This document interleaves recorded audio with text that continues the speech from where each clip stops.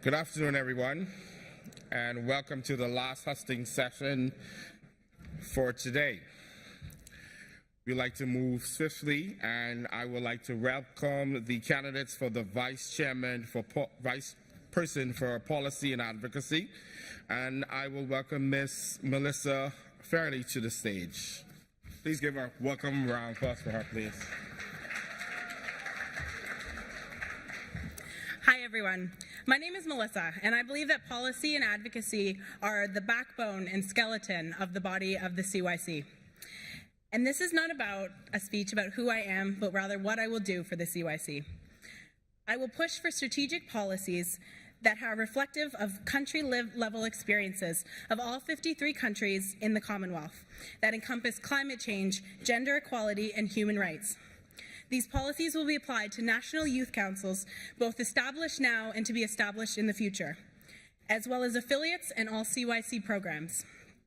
My advocacy strategy will ensure that prosperity and growth of young people is a priority through investment in social entrepreneurship, capacity building, and advocating for youth-led prosperity.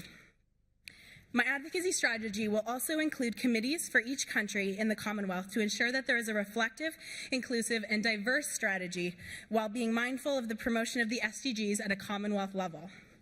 Our advocacy is only as strong as our ability to reach the most marginalized. If voices of Indigenous, impoverished, and those who face racial, social, and sexual injustices are not the loudest, then we have failed. Advocacy programs like I Am Able and the Commonwealth Women's Mentorship Program continue the expansion of these programs and to recognize and provide space for Indigenous and LGBTQI persons across the Commonwealth are the key cornerstones of this advocacy commitment. Policy and advocacy could not and will not homogenize youth voices and policies. As one person, I cannot, nor should I want, to be the sole representative of all lived experiences across the Commonwealth. But we can create a strategic plan and platform for those too often silenced across the Commonwealth, and to do as our profound UN Youth Envoy stated, and challenge the status quo. I hope you will trust in me to fulfill this vision across boundaries of regions and reflect of the inclusion, diversity, and innovation of young people across the Commonwealth. Thank you.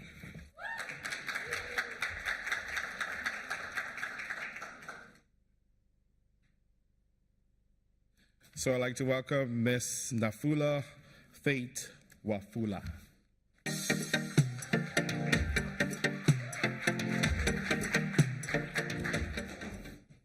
Good evening. Hi. So first of all, British weather is a complete oxymoron. This is the first time I'm experiencing a cold, sunny day. Yeah. So forgive me if I appear nervous. I'm just really cold. So my name is Nafula, and last year I participated in a protest. And this is what I saw. In the middle of all the tear gas and the running and the chanting and the ducking and hiding, I saw young people that were angry, and I saw frustration and a need to be heard. But I also saw a lot of determination, and I saw a hunger for change and creativity and mobilization techniques. And this is the Commonwealth story. This is our Commonwealth experience as young people. And so I am really honored to be standing here and vying for this position, whose central and core mandate is to ensure that the voices and opinions of young people across the Commonwealth are heard. And central to my campaign is in fixing the systems and structures that will ensure that we can truly create policies that cover the issues of young people across the Commonwealth. So I'll focus on 5 things. One is bridging the gap between grassroots level advocacy and international level engagement. So I would like to tap into the authenticity of grassroots level organizing and international level. 2 is partnership and collaboration between national youth councils and youth networks. 3, increase political participation by making sure young people are involved in party-level politics so that they actually create an influence at the minutest of levels. 4 is by capacity building and resourcing, making sure that all the national youth councils and all the Commonwealth youth networks have the resources and have the capacity to make a difference in their countries, in their regions, and internationally. 5 is innovative policy creation and implementation. So creation of online policy think tanks, but also using the online space to share our challenges and our best practices across all regions. Please remember that your voice counts. Thank you. Thank you, candidates. We will move into the question and answer period, and we'll ask the Vice Chairman of Policy and Advocacy to begin. All right. So first of all, let me just say congratulations to both of you on making it this far and running for this position. I can say that it is a lot of responsibility, but I appreciate the fact that you've both decided to offer up yourselves for this position. Now, over the years, I've noticed that a lot of older heads have said when it comes to young people being involved in advocacy or demonstrations or demanding better, that there is this sense of relaxing. No longer are young people taking to the streets and protesting or standing up for their rights in a significant way. So my question to you simply is, what do you say to those individuals, those naysayers, who continue to put down young people, saying that we are not fighting or we don't have that fire anymore to go after what we want? I think I would say to those individuals, if you look at any of the movements of the last couple of years where young people are at the forefront of climate change, leading March for Students, leading advocacy for LGBT, those are young people-led youth organizations. Young people were out in streets, Women's March globally, students across the world. And I think our older leaders are just now understanding and representing that young people voices are to be heard. I know within a lot of countries there's talk around the voting age being lowered to 16, and that young people will not always remain 16, 18, 19, who will eventually transition into older voting individuals, and that voices are still to be heard. And I think if you look at the movement of young people, it's reflective of that fight and that challenge and the movement going forward, that you can't put any policies for us without us. And I think that should be at the very core of the work that we do at the Commonwealth, and then also globally for young people.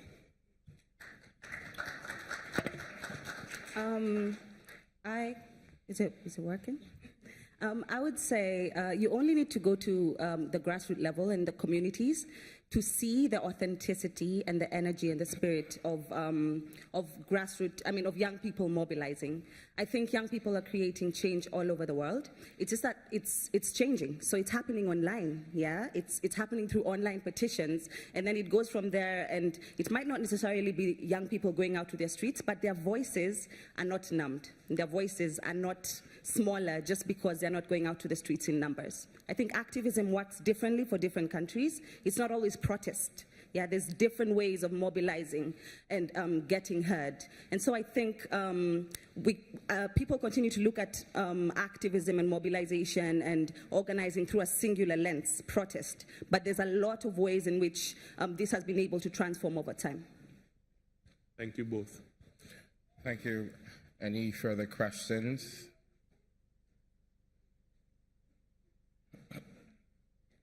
Can you make sure your question is short, as well as candidates who have 1 minute to, 40 seconds to answer both questions? Hi, afternoon. Nicholas Key here.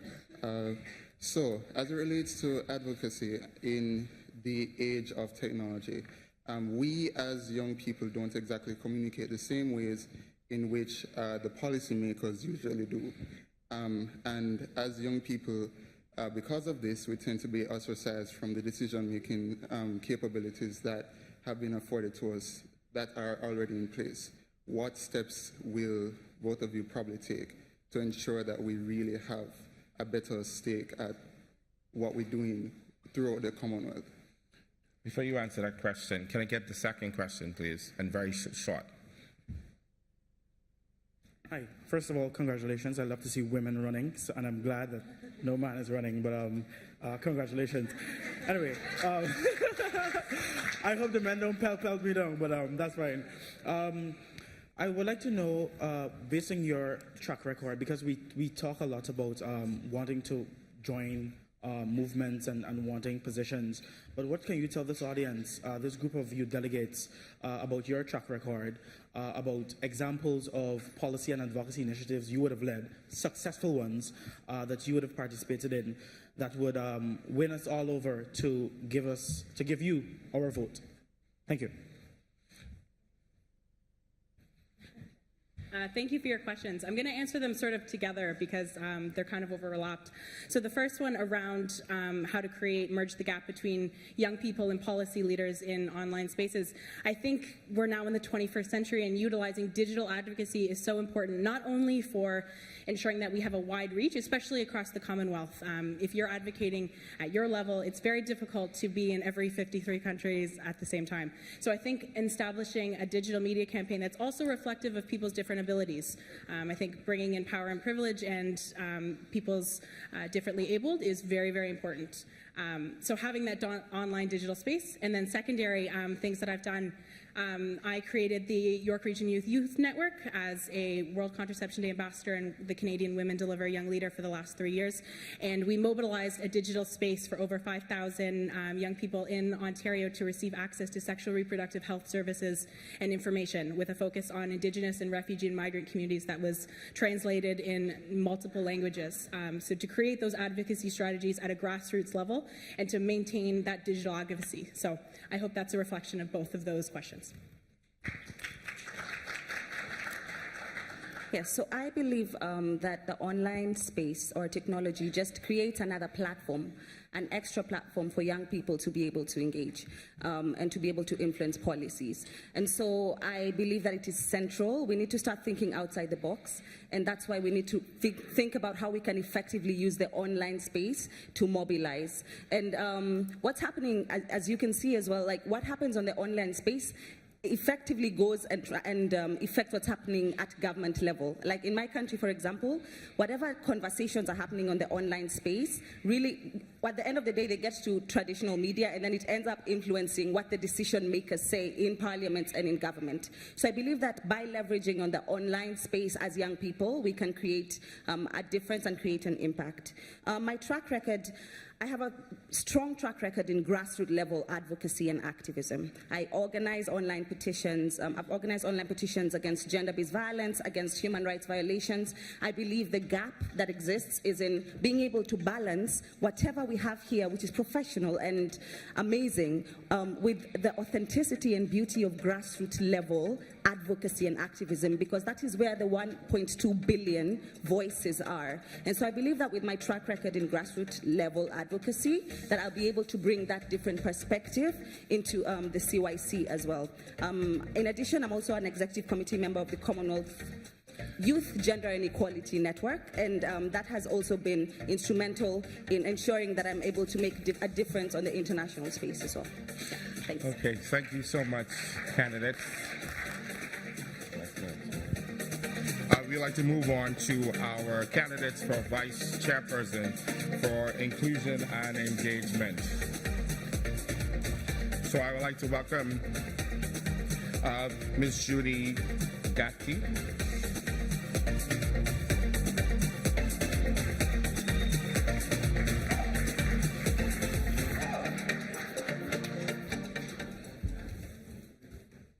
Hello, my name is Judy Gitahi from Kenya, and I'm a candidate for the position of the Vice Chairperson, Inclusion and Engagement. I have a background in leadership, advocacy, and capacity building, and my vision is to build a more inclusive and more prosperous Commonwealth. I run a social enterprise, and we work with the youth, women, and students, and we champion digital literacy in Kenya. And as such, we have been able to impact more than 100,000 people. And this is the experience and the expertise that I intend to bring to the Commonwealth in my capacity in the position of the Vice Chairperson, Inclusion and Engagement. And for me to effectively achieve this, one of the things that I will have to do, or I will do, is that I will effectively and deliberately work with the National Youth Councils across the 53 Commonwealth member states to ensure that the challenges affecting the youth are addressed through an inclusive youth network. So one of the challenges that has been rampant across the youth and across the globe, that is from Fiji to the Caribbean, this is the problem of youth unemployment. We have a high youth unemployment rate, and I believe it is time that we bring in the youth to actually solve this problem and to champion the solutions for youth unemployment. And I will do this, number one, by creating a national youth, or by working with the National Youth Councils to create a national youth employment employment plan, and also to ensure that the matters affecting the youth are actually addressed through a strategic framework. I will also help to facilitate the expansion of the national youth policies and effectively address the matters that affect the youth in regards to youth unemployment. I will also help to provide youth entrepreneurship training in secondary schools, and also have established a national Commonwealth Youth Council Entrepreneurship Summit. Thank you. Thank you. So I'd like to welcome to the stage Mr. Darian Nan.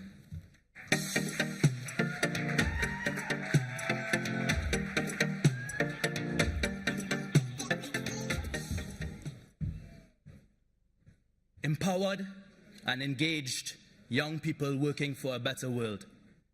Good afternoon to my Commonwealth friends, actually more than that, my Commonwealth family. The statement aforementioned is the vision of the Commonwealth Youth Council, which includes the word engaged and shows the utmost importance of the Vice Chairperson of Inclusion and Engagement to this council. My friends, it is not what I can do for you, but what we can do together. For only through togetherness can we truly accomplish our goals and objectives. This is not a one-man show or a few people, but rather 1.2 billion youth to be represented. It is a team effort that requires all to be included and engaged. So I will lay out the ideas that I have. However, it is only through consultancy and cooperation with all the national youth councils that we can confirm our direction and our mission and truly have a progressive Commonwealth. Some of the ideas that I would like to propose are: 1, gender equality. It is imperative that we target the gender gap in education and in positions of authority, for it is only through equality that we can enjoy a progressive forward journey. 2, a campaign on arts and activism called Artivism, used to curb violent behaviors that exist in communities. The idea is to teach youth in schools an alternative to self-doubt, an alternative to hate, and an alternative to violence by teaching them to emote and express themselves through art. This is a project that, regardless of what happens at the polls, I would like to see carried forward. The indigenous people, 3, have been marginalized for far too long simply because of ignorance and a lack of understanding. I propose to you that we have a cultural exchange across the globe, demonstrating and displaying not only the indigenous of the regions, such as the Pacific, but also the culture of the tribes of Africa as we push towards integration. 4, climate change. A vote for Darian is a vote for everyone. Thank you. Thank you, Mr. Nairn. So I want to welcome to the stage Ms. Sharanti.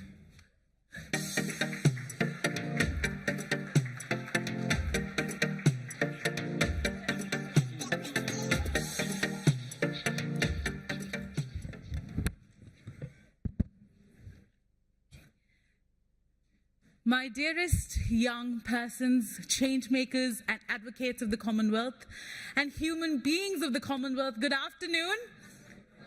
Come on louder. Can we have a louder good afternoon so the whole world can hear you? Good afternoon. Rather than talking about myself and my manifesto, I want to begin by asking you a simple question. How many of you have, at some point in your life, have been driven by a vision that you wanted to carry out to change the world, to impact the world? Something small. Can I see a show of hands? Okay, perfect. I have one more question.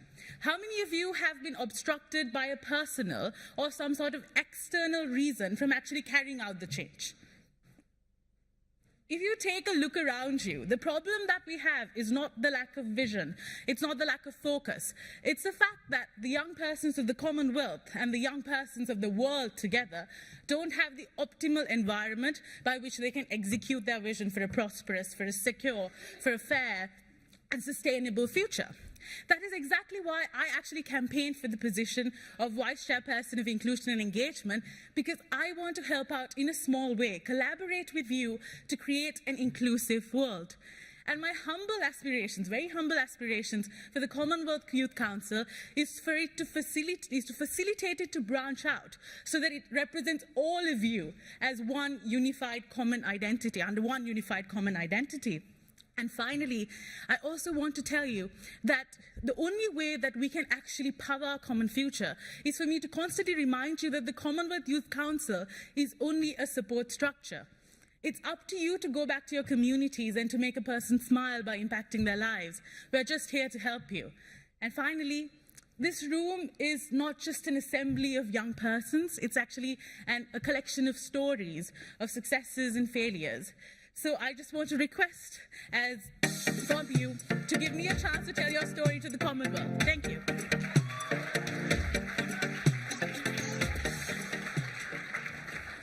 Thank you, candidates. We'll now move into our question and answer period. I will allow 2 questions, and candidates, 1 minute each.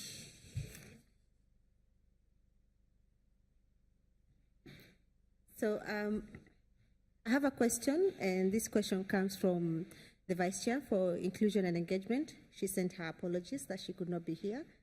So the question is, as you all know, we usually see the same faces in events. So how are you going to ensure that we have a more inclusive youth space in events? We usually see the same faces when you're having events. So how are you going to ensure that we have youth spaces, different youth faces in events? How are you going to ensure that? Just to clarify, when you mean by events, do you mean like physical events? Or? So we usually have the same faces when you go to events. So how are you going to ensure that, events, forums, workshops, usually see the same people, the same faces are there. It's like a reunion you're having every time you're having events. So how are you going to ensure that it's inclusive? We have different youth faces being represented in them. How are you going to ensure that? Okay. Hi, okay. Thank you for the question. And for me, one of the things that I will ensure, one of the things that I will do to ensure that we have inclusion for the youth, especially when it comes to the events, is number one, ensuring that we have communication to the youth. As it is right now, we have, for example, so about most of the population actually of the youth are not in the urban areas; they're actually in the rural areas. For example, I can use Africa for I can use Africa. So we have about 70% of the population living in the rural areas as compared to the urban cities. And these are the people, so in the urban cities, these are the people that get information, whether it's online. These are the same people that attend the meetings. So to ensure that we have the youth in the rural areas attending the events, one of the things that I will do is, number one, ensure that they actually get information. And the CYC, we have the national organizing bodies, that is the NYCs, who I will work with effectively to ensure that the youth in the rural areas are able to, number one, access information, and they can actually access information through having engagements or through having events at the rural setups. So these kinds of events, for example, one of the things that I intend to do is to have a cultural festival. When we have cultural festivals, as the Commonwealth, that will ensure that we have inclusivity. That will ensure that we have engagement. Yeah, we are bringing an event that every one of us wants, because we want to engage in the diversity, or we want to celebrate the diversity of our member states. But again, also we are bringing the youth together. We are ensuring communication is going to the rural communities, and that way then they are actually able to be engaged in our activities. And that will ensure, again, to your question, that we are not just seeing the same faces, but actually we can see the faces from even the rural communities, even the excluded groups. These are faces that are getting information and are also getting engaged in the Commonwealth Youth Matters. Thank you. So I believe that there's a simple answer to this, everyone. Thank you for that question. And that is art. How many people here appreciate music, appreciate different art forms?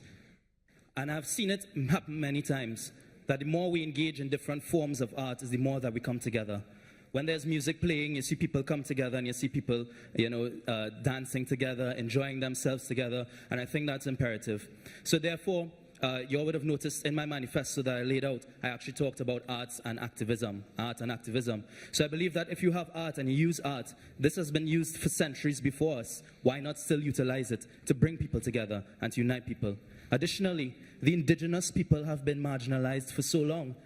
The way to get more people involved in anything is to ensure that they feel included. So if we have events that specifically target these various groups, then they will come out and they will engage with us and they will get more involved. Thank you.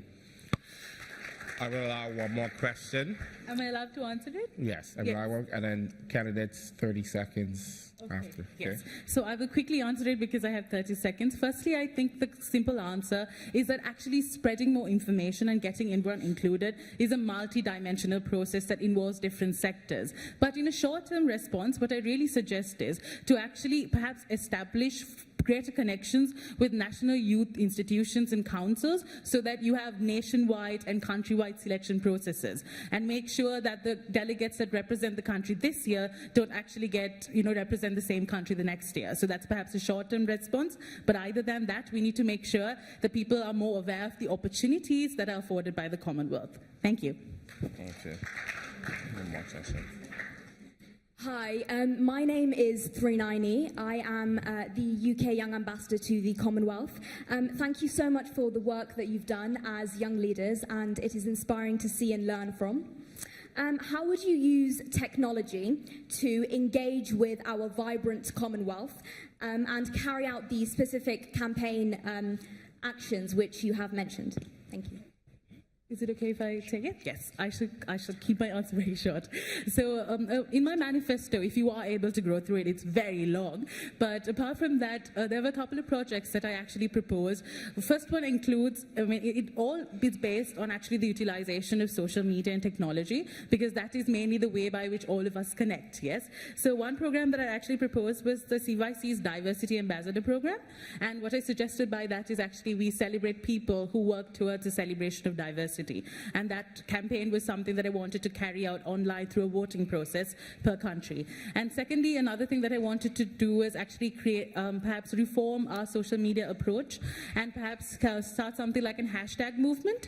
And finally, I also proposed for the declaration of an International Commonwealth Youth Day, and around that to actually have very online-based campaigns that promotes and includes youth. Thank you. I think I've won it.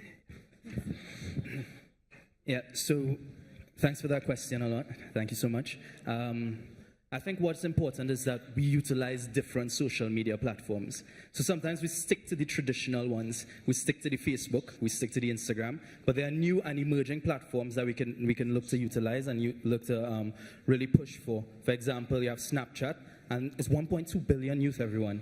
That's a lot of people, and a lot of them are on different social media platforms. So the first thing would be to reach out there.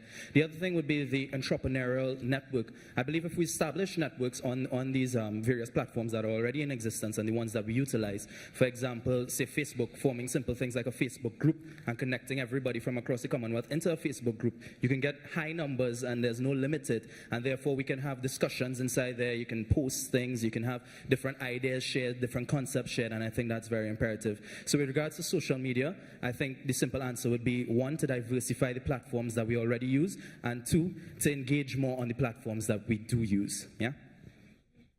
Okay. For me to answer that question, I think I will have to say that, again, using social media, because the youth are mostly in the social media, then we have to enhance our reach in the social media to ensure that we are sharing new information. We are being creative, especially when it comes to content, because I've realized that content captures audience. So if we can be able to have creative content, and that can be, from having increasing youth participation in democratic processes, having communication around climate change, having communication about gender equality, and mainstreaming of the excluded groups in decision making, having these kinds of communication, or even the Able campaign, for example, having these communications, but again, revolving them such that we can be able to use social media and still retain our audience. I believe through content, through engaged content, then we can be able to have an engaged audience. All right, thank you so much, candidates. I'm sorry we can't take no more questions. Thank you. So we have reached that point in our hosting schedule where we get to listen to our two candidates vying for chairperson. So I would like to invite to the stage Ms. Sophia Bryan, as well as Mr. Tijani Christian.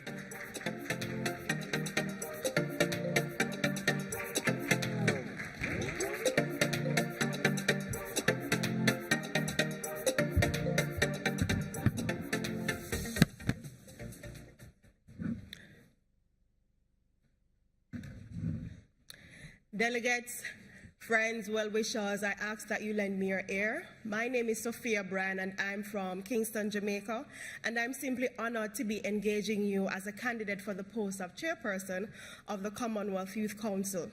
In our time together, I'll be doing three things. I'll be sharing with you what makes me qualified to lead the Commonwealth Youth Council as chairperson. I'll be sharing with you why I want the job, and I'll be sharing with you my proposed solutions guided by consultations with youth across all regions. What experiences equipped me to lead? Well, when I was just 3 years old, my mother passed, leaving my sister, who was then a teen mom, to take care of me and my younger brother. Survival was a challenge for me and my family, and we overcame unfavorable circumstances by virtue of a spirit of determination, education, and a special bit of creativity. I share this with you because I think it is important for you to have an understanding of my background and what causes me to have this desire to serve. I've had to work throughout my university career and law school to support myself. My work experiences have allowed me to work closely with CEOs and high-level managers where I've been given insight as to what it takes to manage a team. I've had the opportunity to work on projects valued as much as $22 million US. These experiences have taught me the skills related to the management of resources. I serve my country as a youth ambassador to the Commonwealth. This appointment was largely on the basis of my contribution to youth development over the past 10 years. I'm also the founder and executive director of Women of Unlimited Worth, a nonprofit organization, and I lead a team of dynamic women. You are all aware, of course, that I am also a youth awardee for excellence in development work. Why do I want the job of CYC chairperson? I truly believe that every young person in the Commonwealth possesses tremendous value, regardless of their nationality, race, religion, sexual orientation or gender, or the environment in which they were raised. In order to unearth that value, they require the support of an institution that will aid their development. I believe that the CYC is that institution, and I believe that I am that leader. What are my proposed solutions? The outgoing executive laid the foundation for solid programs and strategic partnerships. It is my intention to build on this legacy by leveraging the CYC's positioning as the premier leadership institution that facilitates the development of young people across the Commonwealth. We will leverage our influence to secure greater support from private and public sector. Accountability and respect for diversity are synonymous with my leadership of the CYC. So as to ensure accountability, I will establish the Chairperson's Advisory Council, and I will be establishing the stakeholders panel that will give guidance to our 2018 and 2020 agenda. Thank you so much.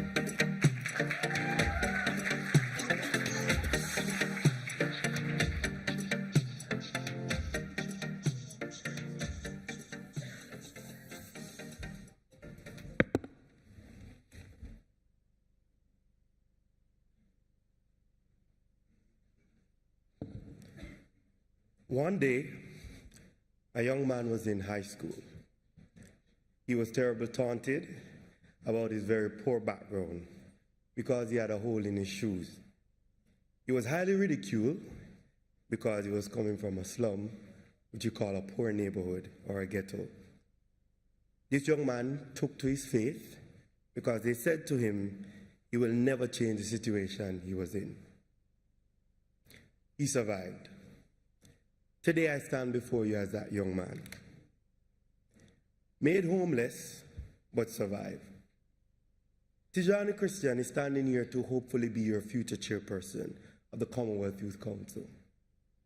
As the immediate elected past chairperson of the Caribbean Regional Youth Council, with an oversight of 16 member countries, I come with a credible level of leadership and management competencies to deal with opportunities and challenges that integration offers. Doing this together requires an all-inclusive agenda, not one that demands young people's views to be streamlined in national, regional, and international development processes. Youth is quite dynamic and spans across all socio-economic demographics, such as gender, unattached, incarcerated, and even indigenous. Like my opponent, who is doing good work in the community level in Jamaica on woman empowerment, I know it will require me as a hopeful future chairperson to champion the cause for equitable opportunity, where both women and men are treated fair for opportunities based on their qualifying competencies as SDG 5 advocates. Clearly, this cannot work without a strong, integrated, sustainable structural network. The Commonwealth Youth Council is a membership organization. That means it must cater to the needs of its members. We are as strong as you are. The reality is that no matter how nice the body is, if the small toe of your foot hits on a wall, the entire body hurts. The CYC must serve to protect and reassure its members of its commitment to strengthen the institutional mechanism of the organization by increasing its legitimacy and authenticity of its mandate as a strong youth platform. It is quite obvious that management requires experience. As a project management professional, I know that organization assets are critical to smooth operation. With that said, through the regional representative of the CYC, the regional delegation, and the regional youth councils, I, together with you, will ensure that the middle management level of CYC is strengthened. I ask you, vote for strong leadership, credible leadership in good hands, leaving no one behind. Tijani for CYC. Thank you so much, candidates. I will ask that you both please stay at the lectern. I will accept questions from, I see we have two directors of youth present who will be asking both candidates questions. So I will take like this time for them to go ahead and do that. Such. And here we go. Yes. Okay, my question is that what practical steps would you take to mobilize national youth councils and other youth networks to implement national youth policies across the Commonwealth? Thank you. Oh, I go first. Okay, thank you so much for that question. Well, in the speech I was delivering just now, I spoke about accountability and the fact that it's a team that leads the charge of the CYC. Therefore, it means that whatever commitments have been made by each regional representative, it will also have to include increasing the visibility of CYCs on the grassroots levels. So therefore, there are a lot of young people that are doing good work, but perhaps they're not aware of the work that is being done by the CYC. This is where our regional reps come into play. And so leveraging the influence that they would have and encouraging young people who are already doing good work and who already have the expertise where policy development is concerned to get those sort of persons involved. So that would be my methodology. Thank you. Thank you. Thank you, Director of Youth from St. Lucia. The subject matter of the question is about how do we ensure that the youth policy is implemented. The reality is that youth policy sits in a space called public policy. Public policy deals with governance. And if we're looking at public policy and governance, we're talking about stakeholder approach. If you're doing stakeholder approach, you understand that governments and ministries set policies, but they also ensure that there's a consultative process where youth and youth leaders are involved. So clearly, implementation would require that the key assets, which are young people, are involved in the process start to finish. So in the process of implementation, it is critical that the National Youth Council at that level is brought into the picture.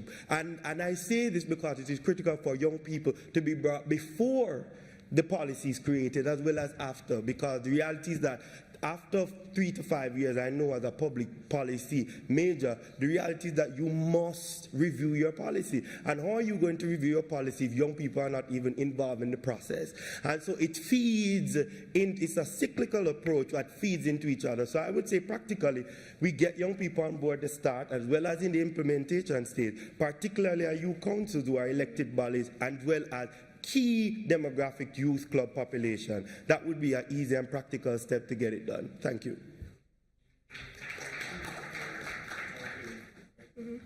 Thank you. We'd like to accept the question now from the Director of Youth of South Africa. Thank you. My question is, how will you make sure that the Commonwealth Youth Development Agenda features future and is also pursued in other multilateral organizations such as the African Union, the UN, G20? Okay. Thank you so much for that question. Well, I've spoken to the need for strategic partnerships. The CYC, I believe, is a premier leadership institution for young people across the Commonwealth, and the Commonwealth spans throughout, outside of the across many regions and across many countries that may not be a part of the Commonwealth. So there are relationships there. So I believe that, again, where our executive members come into play, reaching out to persons who have a mandate where young people are concerned, engaging those persons, making it apparent that we want to work with them and that we don't intend to operate in a vacuum. And so I think that that would be a way of ensuring that that happens. Thank you. Yes. Thank you very much for your question, Director. Again, it's looking at process feeding into each other. One of the key things I always advocate for is what we call synergy. Synergy is key when you're looking at public policy, and especially when you're talking about different international processes. The framework that we're dealing with here in terms of the Commonwealth Development Agenda being featured particularly in the AU, we have to actually look at what does the AU already have in terms of existing framework, which I know recently passed, particularly youth development framework geared towards more integration and investment in the youth development sector. So how do we feel? Looked at the key objectives of that program and to see how do they synergize well. As it relates to the UN G20, particularly there are ways to get into the US system that how we can use our development agenda to synchronize. I know as it relates to the ECOSOC Youth Forum, which is the UN Economic and Social Council Youth Forum, it's one of the biggest youth forum in the world that happens every year in New York. It looks at how we can feed development agenda that has happened over the years into those processes. I've been a two-time moderator for the Caribbean and Latin America in 2016 and 2017, understand how it is critical to ensure that the voices of young people that are registered in this process is not operated in silo, but is actually integrated in processes. And that actually requires us to look at the shared objectives. Thank you very much. All right, thank you so much, candidates. I will allow the chairperson of the Commonwealth Youth Council to ask a question to the chamber, to candidates. Oh, sorry, a list of questions. Yay! It's hot in here. Anyway. It is, yeah. So I've got three questions. The first would be, if you were to run monitoring and evaluation of the work you have done in your communities, in your regions, what are the key areas you see as a shortfall, and what actions have you taken to overcome them? That's question number one. Question number two, when you were elected to the position as chair, what do you see as your legacy when you leave the position after your 2 years? And the last question is, what is the one skill or trait that you admire, which you see in your opponent? Thank you.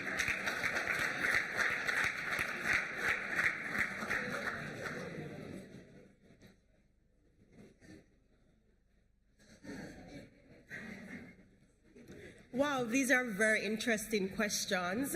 Indeed. And, you know, being asked to critique myself and point out my particular weaknesses, you know, I don't think anybody enjoys doing that. All right, so in terms of my work, community work, I have, you know, I've always been doing community work since the age of 15, because even though I was from a community where, you know, things may appear depressing at times, I always felt as though I had a part to play in the development, and I decided to brave up and start my NGO, and I also run a training company. So I have the perspective of a business owner as well as somebody operating a not-for-profit. And I would say, based on observation, it is really, there are instances throughout a leadership journey where because of, you know, everybody wants a piece of you, and everybody, after toiling, people might be interested in what you're doing. And so sometimes you can forget the overarching vision because different people are pulling in different particular directions. And so for me, how I've mitigated for that sort of temptation to lose focus is by ensuring that I always have people on my team who their primary mission is whatever they've been asked to do. So that's where accountability comes into play again. There's always somebody I hold that is around me that holds me accountable, and there are always people around me that I look up to, and then there are things in me that they also value. So then there's a relationship, and that's where team is important. So that's how I've mitigated against something like that. As it relates to legacy, I want the CYC to be recognized for the position or the potential that it has. I believe that it's a premier leadership organization, and I believe that we have done good work, but I believe that private sector needs to recognize our value. If we say that we represent over 1 billion young people, why aren't they flocking at our doors to give us support to do things? And so a lot of my work, or a lot of what I intend to do is to facilitate negotiations and to facilitate strategic partnerships, so that when I have left and I have moved on, there are people there that are supporting whatever programs that we've already put into place. The last one, it's about skill sets of, oh yes. What I admire about my opponent, wow, that is an interesting question. What a debate. He always seems to be very composed, even when it's a, you know, based on a particular scenario, it's clear that anybody would be under pressure, and he seems to always be composed and level-headed. So I really appreciate that about him. Yeah.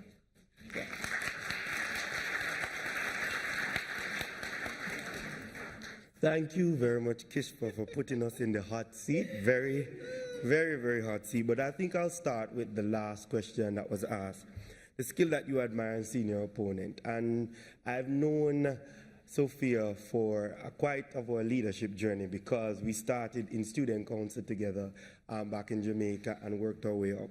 And what I admire about her the most, I would say, would be her ambition to put herself out there and to strive to do the best she possibly can. And it's unwavering. And this is good, because as a leader, whether you fail or not, the truth is you must try to put yourself out there. There are lessons that you will learn. But what I've seen from her is that a genuine ambition to do the best and to do as best as she can. And so I would definitely say that I would admire that about her in terms of her skill. The second question, well, I'll start to the first one, in terms of the key areas or shortfall. Key area for me was building relationship. I believe that even though, and this is the truth, even though you'll have great proposals and you'll have great plans, if you don't have good relationship with person, the truth is it will never go through. So it's nice that you know you met the minister at a networking session and it's all good. But you know many times who get through to the minister is executive assistant. If you have the good relationship with their executive assistant, that's the person that will most likely advocate for you in very key circumstances. You won't be able to go through the door all the time, but if you can pick up the phone and have that relationship, that one-on-one, those are the times that your proposals go through, that extra effort is done, because millions of proposals come to the decks of a development partner. But if you have that relationship, that genuine relationship, then that's what really sets you apart. And we have to remember, we are human beings first before we become paper pushers. True? The shortfall, to be honest, was also building relationship. In building relationship, as you're young and growing older, you start to recognize certain things. You know, before you always start off 100% trusting everyone, because that's how you are taught, you're socialized. Then as over time, you realize that it is not so. And that's where wisdom kicks in through experience. And it's through talking and relationship that happens. I mean, we all fall short of it all the time. It happens to all of us. And each time we rise up and come again, and we become wiser in the stage of the process. So that, I think, would probably be my shortfall over time. I hope to still, do better as the time goes on. In terms of legacy, the CYC, as we know, since it was established in 2013 with its constitution, and it elected first set of elected officials in Sri Lanka and the second one in 2015 in Malta. Now we're in 2018 waiting to hear who are going to be the elected official. We're at a place saying a lot has been done. And of course, in every stage of your life, just like your personal journey and your professional one, there's always more to be attained. I believe the legacy in 2020, which is where we should be looking at, because while this election is 2018, our tenure, whichever one you choose, ends in 2020, where do we want to be? I believe 2020, like every one of us, like when we take eye exam, we always want to strive for 2020 vision, but sometimes we have cataract. And sometimes there's glaucoma, and it happens, and sometimes we have to get corrective. We wear eyeglasses and different things so that we can see better. Nothing is wrong if your lens if your eye is corrected. You do what is needed so that you can function with the best capability. And I am saying that during this tenure and 2 years and going forward, I want to ensure that the CYC is so flexible and is so sustainable that whatever comes at 2020 will be ready for 2030. And that is the legacy I want to leave for the CYC, a strong, sustainable network, building on what Kishra and all the team did, because the reality is that we build and strengthen each other. Thank you very much.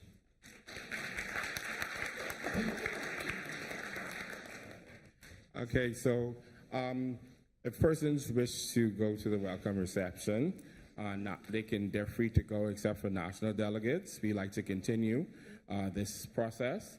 So I will take a question from the CSA president, and candidates, we allow 30 seconds in answering a question moving forward, and then three more questions from the audience. Thank you. So congratulations on running for the position of chair. My question will be on managing team dynamics. As the chair, you will be managing and leading a diverse team of strong, opinionated young leaders. And there will be times that you will have disagreements and conflict of opinions. How will you manage that while making sure that your team members are still passionate and their voices are not stifled? Because as a leader, you need to make sure that you fan the fire of that little flame of passion that they have and not douse it off. So how will you manage that? Thank you so much for that question. Leadership and... Can I get silence, please? Thank you. Okay, so leadership as well as being a human being requires relationships, and it requires being reflective and being responsive as opposed to being reactive. It also, both of these things also requires an individual understanding when it's their time to yield to their team members or the guidance of somebody who perhaps may be more knowledgeable on a particular area. Also, but with regards to the CYC, there's a particular vision and a mandate that will be established. And so any decision that will be made will always lead back to that particular mandate that has been established by the General Assembly. And so I will always be guided by that. But I also understand that it's a team effort. There's no I in team, and as the leader, it's about ensuring that conflicts are managed and ensuring that every person is represented and their voice is heard and facilitated, because if an individual ever feels as though their opinion is not warranted or their contribution is not necessary, then the team will fail. There'll be a crack in the ceiling and then everything will tumble down. And so these are things that I've learned over the years, and you know, as an opinionated person or as a strong person, I'd have to be strong to get to this place, but I've learned over the years that it's important to yield at times, if it is necessary, for the good of an organization or to pursue a particular vision and mission. Thanks. Yes, thank you very much, CSA Chair, for the question. I'll just be straight with it. Over what I've learned in leadership journey, that the truth is, when you set out with a team, very much when you're elected, most of the time you're managing personalities to get an effective job done, to be honest. You're trying to manage personalities, and sometimes personalities can be the biggest hindrance to doing the effective work that is you set out to do. What I have found is that get to know your team. There are some people who respond to certain things a different way. There are some persons who they may speak to you rough, but they don't mean anything. If we get to know a team dynamics from the outset, that's one of the key things you always do.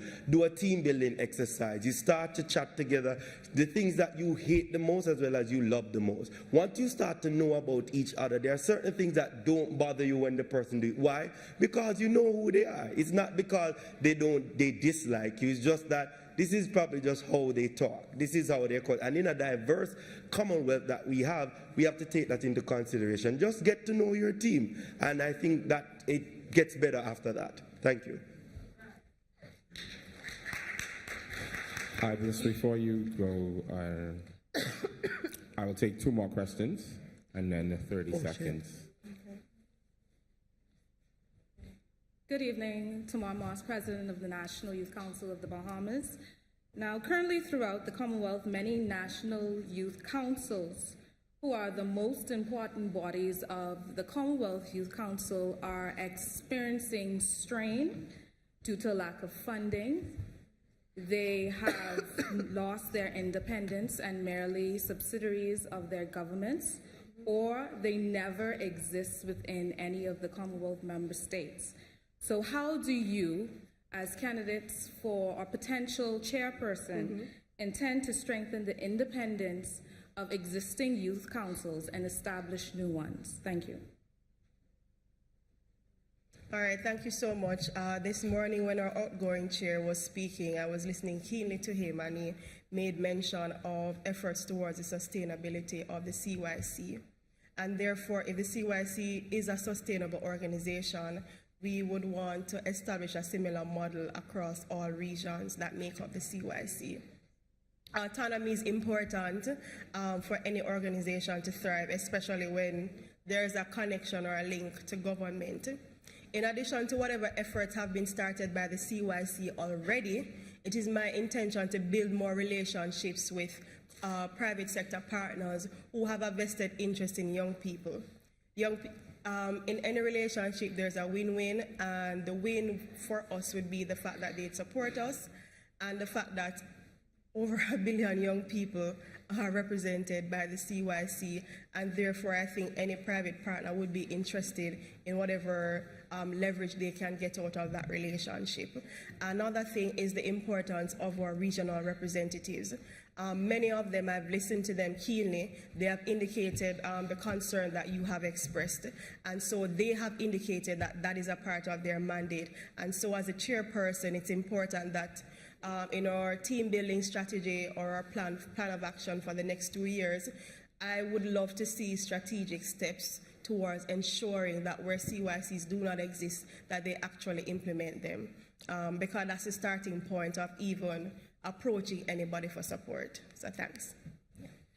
Thank you very much for that question, President from BNYC.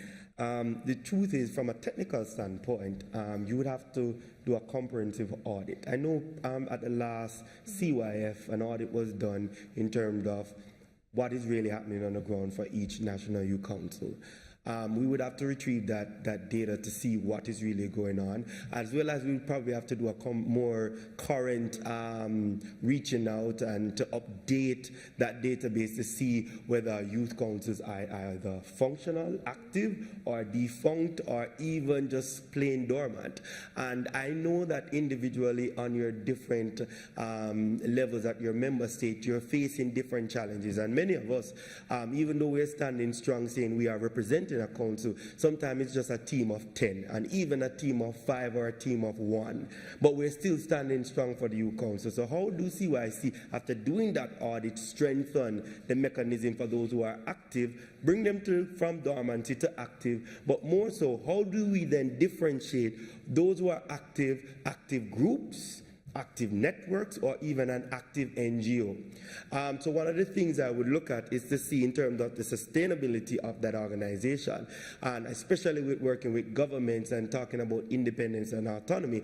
It's an interesting question because this was something that came through discussion when our Minister of State is sitting right there, so if I'm lying, he will definitely say so, that when we were trying to recharge the youth movement in Jamaica in terms of the youth club, one of the first things I suggested was that we needed to do a focus group, meaning pull the youth clubs who are active, dormant, different cases, and ask them why are they so active, why are they so dormant, what is really happening. From there, when you have that comprehensive study, you can then say what you need to fix and where you need to go.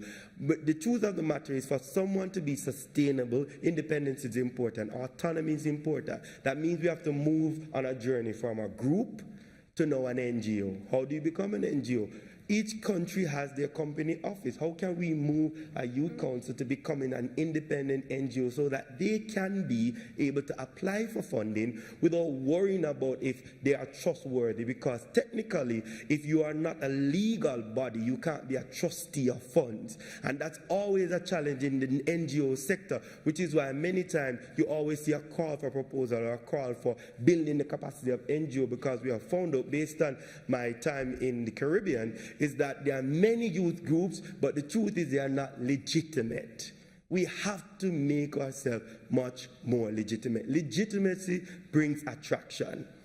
That's one of the ways we can do it. CYC is a registered NGO in the UK.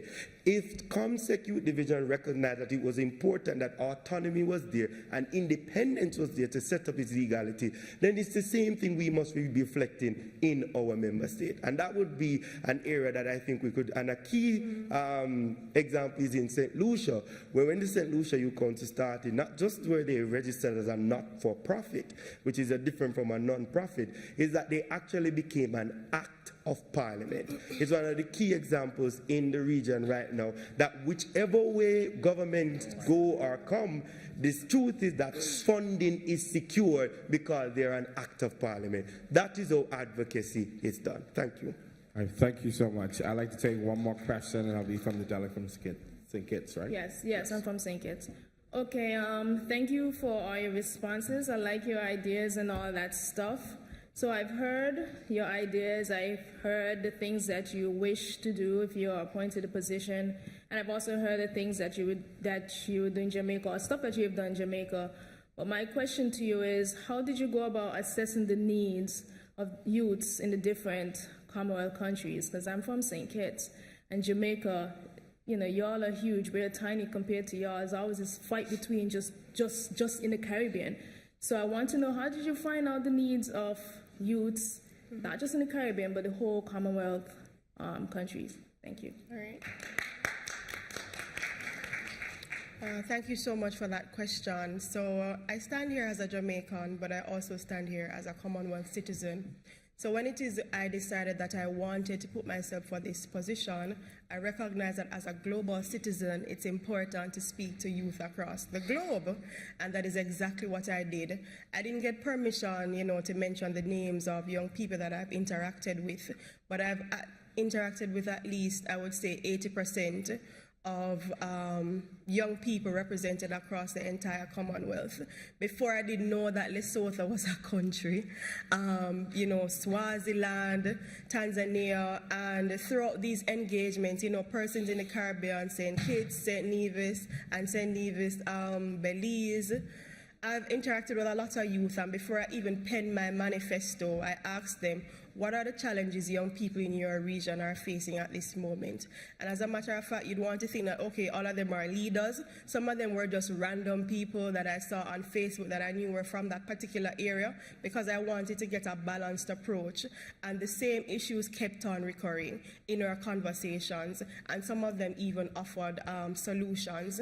And the starting point of solution is to really strengthen the CYCs in all the countries and ensuring that they actually are put in a position to actually do work that will support young people. So that's how I figured out what it is the needs of the young people are, by actually talking to them, having meetings with them. Some of them even know how I look in my PJs. Embarrassing to say.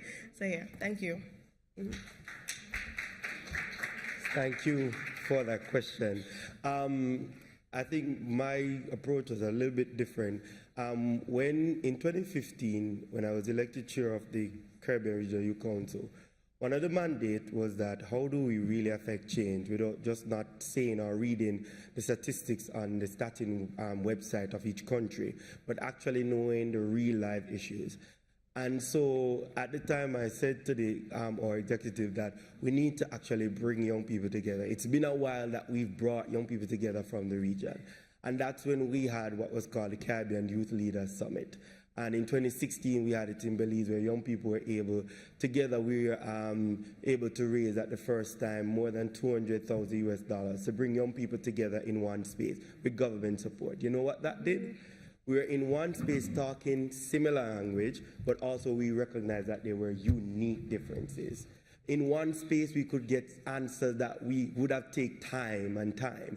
But I got to understand the needs, I got to understand what are the key issues. And then now going back to government, what you do now, especially as CYC, is that having the needs and recorded, and you know exactly what they are, you can do targeted intervention. So you can call up the director of youth in St. Lucia and say, well, the St. Lucia National Youth Council is saying that these are some of the challenges they are having. What is happening on the government side? What are the key issues? And of course, we know the constraints will always be that there are limited funds.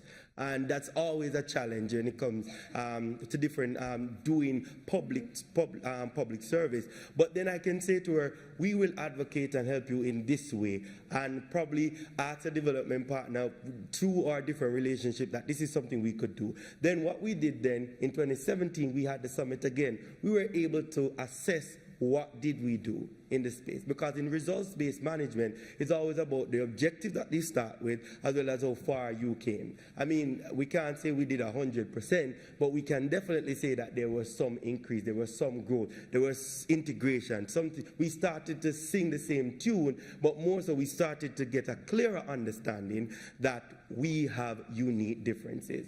And so I was able to now go to directors of youth, because we have to remember, in levels of governance, while indeed the minister is important, but also we must understand that the persons who work with young people, such as the youth development workers, they are the ones hands-on that know things that are going on. And so you are able to say, well, you know, Ms. Wilfred, these are some of the issues. How can we support? And that's how you truly record the needs. And then over time, you can make a key assessment, because you're moving from words or moving from rhetoric to action. Thank you very much. Thank you so much, candidates, for your time. This is the end of our session. And to all official delegates, I would like to encourage you to continue the discussions with the candidates. So those that would have been not given enough time to ask their questions, but to continue the discussion and to network as much as you can through this process. Right now, we are asked to go to the welcome reception on the 3rd floor. So I would encourage all delegates to now make their way to the 3rd floor. And I also want to give a reminder that elections are tomorrow in the 2nd floor, Oliver. and the elections will start at 7. Sorry, 11. 11, sorry. I don't know why it's 7. And all official delegates must be in attendance to vote, and the voting here closes at 6 p.m. So the voting is between 11 and 6 p.m. Make sure that